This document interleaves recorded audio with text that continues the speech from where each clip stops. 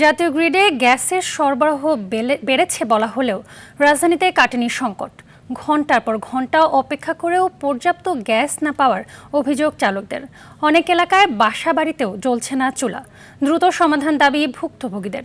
জ্বালানি সংকট সমাধানে সরকার চেষ্টা করছে বলে জানিয়েছেন প্রধানমন্ত্রীর মুখ্য সচিব ABM আব্দুস সাত্তার। মিশুক হাওলাদারকে সাথে নিয়ে আরও জানাচ্ছেন AR বাদল। রাজধানীর বিভিন্ন এলাকার সিএনজি ফিলিং স্টেশন ঘুরে রোববারও দেখা মিলে চরম গ্যাসের সংকটের চিত্র। কোথাও ঝুলছে গ্যাস নেই, আবার কোথাও গ্যাসের আশায় দীর্ঘ লাইন। যেসব ফিলিং স্টেশনে গ্যাস মিলছে সেখানেও পরিস্থিতি স্বাভাবিক নয়। ফিলিং স্টেশনের লাইন ছাড়িয়ে গেছে সড়কে। দীর্ঘ এই সারি পৌঁছেছে 2 থেকে 3 কিলোমিটার পর্যন্ত। এখন গ্যাস পাবো, কিন্তু যে গ্যাস ঢুকবে সারাদিন চালানো যাবে না। বাসায়ও গ্যাস থাকে না, আমাদের বাসায় খাওয়া দাওয়া অসুবিধা হচ্ছে। ঘন্টার পর ঘন্টা লাইনে দাঁড়িয়ে থাকায় কর্মঘণ্টা নষ্ট হওয়ার পাশাপাশি কমছে আয়। ক্ষোভ চালকদের। রাত্রে গ্যাস নিয়ে গেছি 2টা বাজে, 200 টাকার গ্যাস ঢুকছে 220 টাকার। এখন আবার এই যে অফিসের লোক নামাই দিয়েছে, লাইন ধরছি।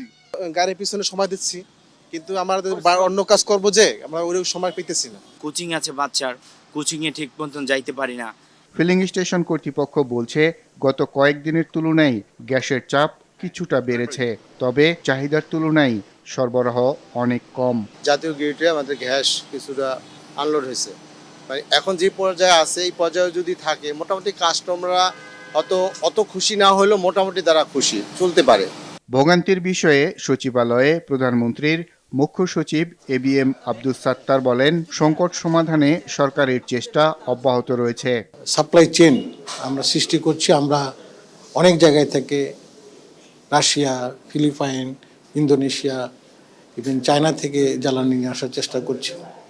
বিদ্যুতের ব্যাপারেও কিছু দুর্ঘটনার কারণে সংকট তৈরি হয়েছে, তারপরে গ্যাসের ক্ষেত্রে হয়েছে। এটা আমাদের হাতের বাইরে ছিল, কিন্তু সরকার খুব সিরিয়াসলি টেক আপ করেছে। আশা করি খুব অল্প দিনের মধ্যেই এই সমস্যার সমাধান হয়ে যাবে। তবে শুধু আশ্বাস নয়, দ্রুত সংকটের সমাধান হবে এমন প্রত্যাশা সবার। AR বাদল, RTV, ঢাকা।